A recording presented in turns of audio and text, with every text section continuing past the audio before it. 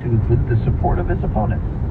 As well as New Yorkers who had stopped voting years ago, who had lost faith in a broken political system that has delivered them little as they've been asked to celebrate problems that can barely feed them and their families. Mamdani's biggest opponent, former Governor Andrew Cuomo, conceded late last night, but the counting will continue next week since no candidate hit 50% of the vote in the first-ranked tally. Mamdani will face Republican Guardian Angels founder Curtis Sliwa and Mayor Adams and Jim Walden, who are running as independents in the general election. New York City hospitals are getting an influx of patients suffering from heat-related illnesses during the current heat wave. City data shows more than 100 patients visited emergency rooms on Tuesday with conditions like heat exhaustion, muscle cramps, and heat stroke. That's as temperatures reached triple digits in parts of the 5 boroughs. Heat-related hospital trips started to spike on Monday when 70 people visited city emergency departments with heat-related conditions. Temperatures in New York City are expected to cool off in the coming days as thunderstorms roll in. New York City is going big on affordable housing in Coney Island. A slate of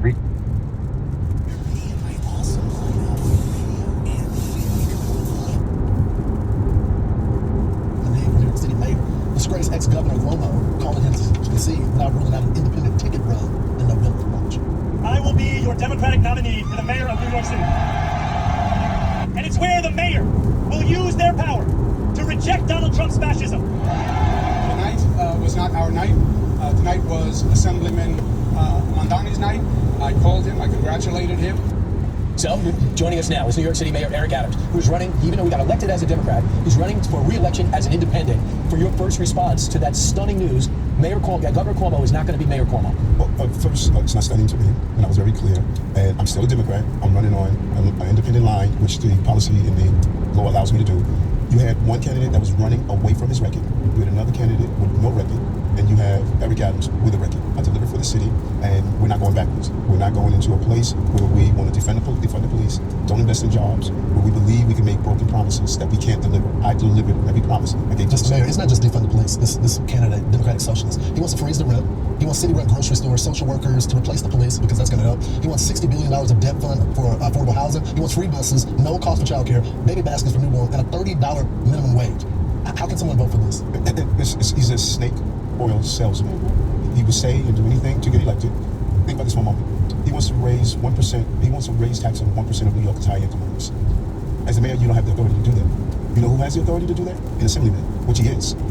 He wants to do free buses. He could have done it as assemblyman. He doesn't understand the power of government and how you must make sure you improve your economy, raise the standard of living. And this is what we've done in the city. And I'm looking forward to being on the campaign trail and showing New Yorkers we can't go backwards.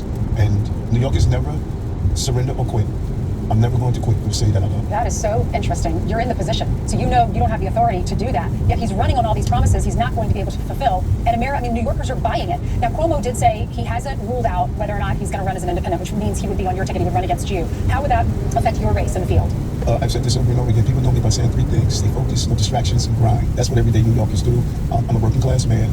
I'm probably the first working class union card carrying man in the history of the city.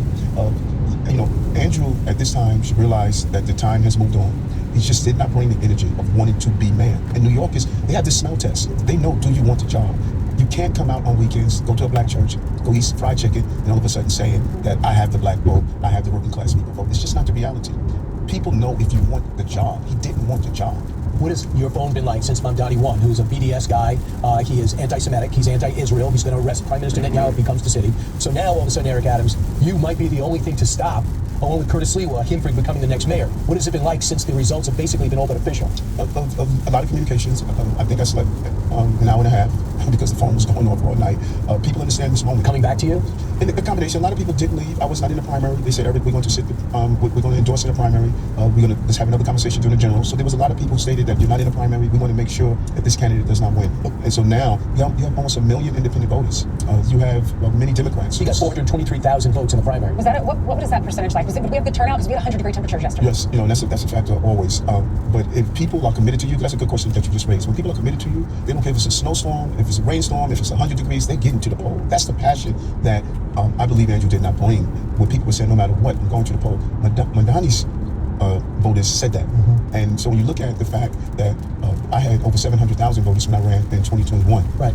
Because the general election is when everyone comes out. We have almost 1 million independent voters in this city. Mr. Mayor, it has to worry you that your party chose this radical. I mean, we can sugarcoat it all day.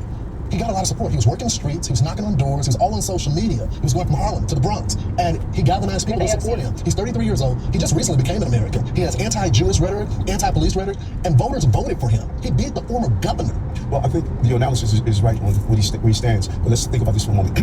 When you look at the total number of Democrats, the primary always brings out the left part of the party, always. When you're going into the general election, you're going to get those grandmothers, those granddads, those working class people who are going to come out because they realize they don't want to defund their police department. They want their police on the block. They realize that you have to invest in businesses, and small property owners are hurting in the city. When you talk about freeze rent and no rent, he's part of the freeze rent, no rent movement. That small property owners were losing their home. We talk about black, brown, Caribbean immigrants who are small property owners. That is the message that we need to get. Are you concerned, statistically, that you have, if Cuomo stays in, he's a Democrat, you're a Democrat, and Mondani's a Democrat, and as Governor Pataki wrote in a column last week, because that could be a alleyway for Sliwa to win with basically 28% of the vote. Are you concerned about your party dividing their votes? No, I'm not. When I get out and do what I do best, and that's campaign and share the story, my shared story has been overshadowed by so many external things, particularly lawfare. Once I'm able to show the success, highest number of jobs in our city history, lowest number of shootings and homicides in recorded history of the city during this year, 12 months of Broadway, the greatest 12 months in the history of the city, dropping unemployment, and I'm out there showing how I improved the quality of life without all of that noise. Remember, I went through 15 months of just constant beating, but yet I'm still here. The resiliency of it. Listen, we got to get you to respond, because we see the war that it's a ceasefire right now between Israel and Iran. We know New York has a huge Jewish population. What is the threat level like here? What are you seeing from your intelligence community? Yeah, we have a combination of one of the largest Jewish and Persian populations. My deputy mayor Levy, is of Persian descent. He knows what's going on in Iran, and so we are making sure, having overabundance of cautions. We're going to those sensitive locations, sensitive sites.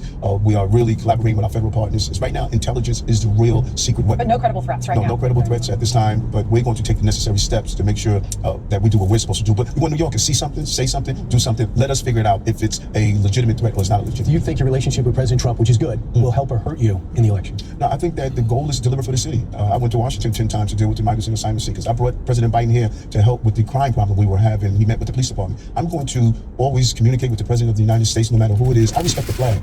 And when you desecrate the flag, you desecrated people like my uncle, 19-year-old that died in Vietnam. I believe in the flag of the United States of America. And if President Trump is the president, I'm going to communicate with him to deliver for the people of the city of New York. All right, Mayor Adams, game on. Thank you so much. It's good to November. Hope to see you again.